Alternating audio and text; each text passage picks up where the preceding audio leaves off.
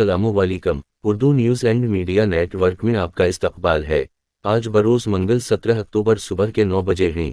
پیش خدمت ہے اردو اخبارات کی جھلکیاں۔ پیشکش جاوید جمال الدین۔ روزنامہ اردو ٹائمز کی بڑی خبر، اسرائیل کا غزہ پر قبضہ ایک بڑی غلطی ہوگی، بائیڈن۔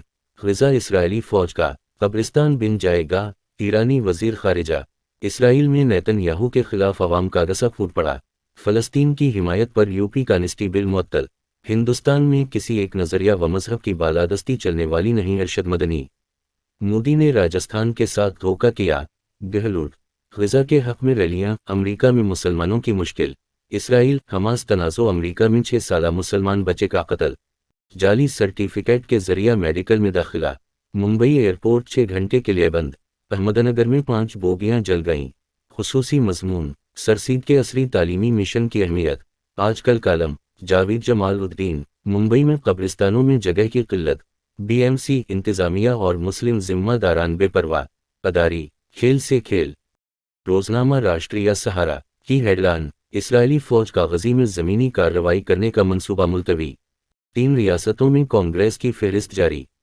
اسرائیل غزہ پر حملہ سے باز نہیں آیا تو سنگین نتائج۔ اداری، one nation one student ID ڈی۔ وزیراعظم مودی کو منی پور کا دورہ کرنے کی فرصت نہیں۔ ہندوستان کو کبھی تقسیم نہیں ہونا چاہیے تھا۔ میں بھی سرسید جیسا بنوں گا، خاص مضمون۔